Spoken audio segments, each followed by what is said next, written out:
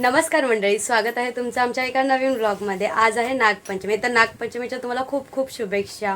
आज नागपंचमी सोबत आज श्रावणातला पहिला सोमवार आहे। तर तुम्ही बघा आम्ही कसा साजरा करतोय।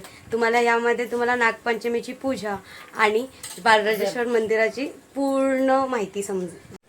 तुम्ही पाहू शकता आजी देवाची पूजा करते। तर तुम्हा सर्वांना हा प्रश्न पडतच असेल की नागदेवताची पूजा आपण नागपंचमीच्या दिवशी का करतो।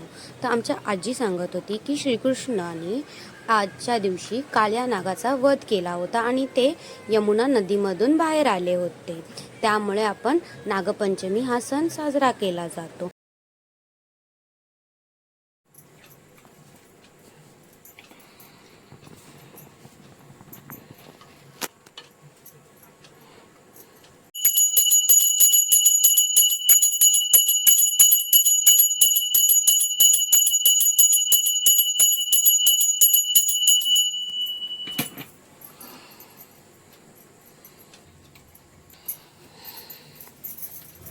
इथे पूजा झाल्यावर आजी गुळाचा नैवेद्य दाखवते देवाला।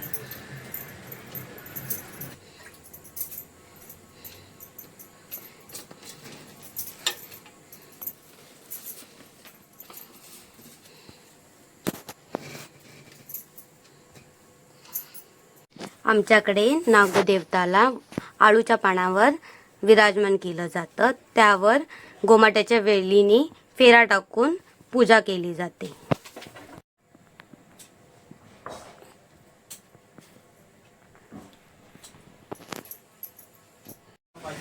आपली घरातली पूजा झाली, आता आपल्याला सुट्टी नाही म्हणून ऑफिसला जायचं, नंतर संध्याकाळी बालराजेश्वर मंदिरात जायचं। तुम्ही बघतच राहा कसं वाटतंय तुम्हाला।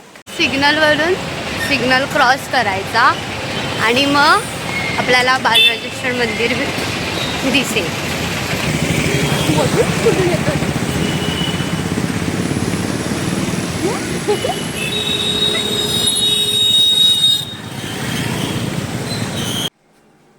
हा आपला रस्ता क्रॉस करून झाला तर आपल्याला मंदिर दिसेल। ह्या मंदिराची विशेषता म्हटलं तर हे मंदिर खूप पुरातन आहे।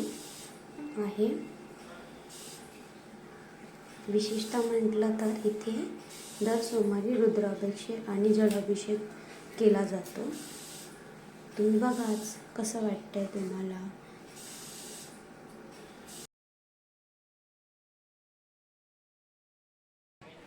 मंदिराच्या एंट्रन्समध्ये त्रिशूळ आहे। हे आल्याबरोबर प्रसाद भेटलेला आम्हाला, पाया पडायची गरज नाही।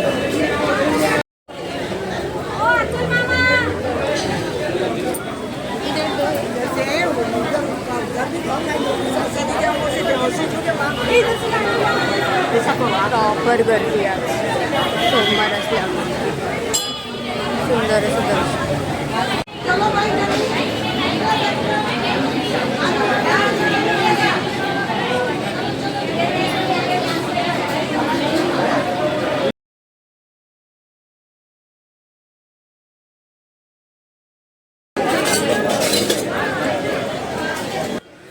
तिथून आपण तांब्या घेतला आणि इथे पाहू शकता तुम्ही वरती जिथे आपण जलाभिषेक करतो मेन पिंडीवर, तिथून ते इथून पाणी ते बाहेर येतं आणि आपण आतमधल्या मोठ्या पिंडीवर जलाभिषेक करू नाही शकत स्त्रिया, म्हणून बाहेर आपण 2 पिंडी आहेत तिथे आपण जलाभिषेक करू। इथे स्वच्छ पाणी येतं।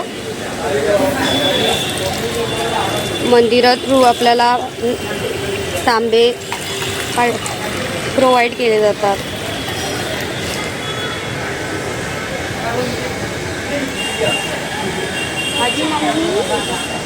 माझ्या मम्मीचं लग्न होतं झालं तेव्हापासून माझी मम्मा इथे होते आणि काही वर्षापासून मी होते। तिने श्रावण सोमवार मला करायला लावलेले होते, आता मी सगळेच सोमवार करते। ही खायला आली आमच्यासोबत। इथे छोटंसं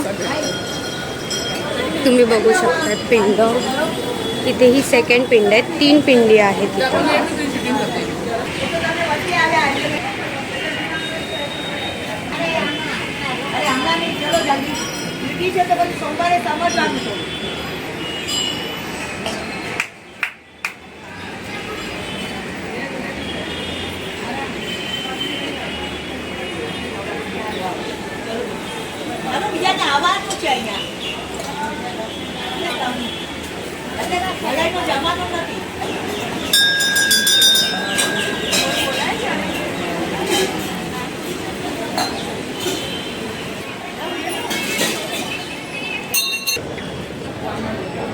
बस ना बोलते गए सोनू अभी चढ़ाने को कि बस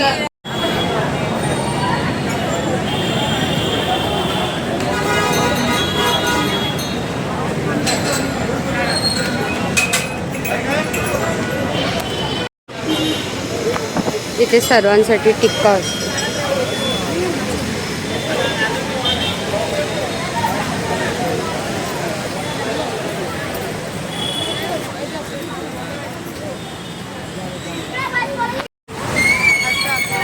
आपलं सुंदर असं दर्शन झालेलं आहे. जर तुम्हाला आमचा व्हिडिओ आवडला असेल तर लाईक शेअर सबस्क्राईब करायला विसरू नका. थोडासा आवाजाला अवॉइड करा.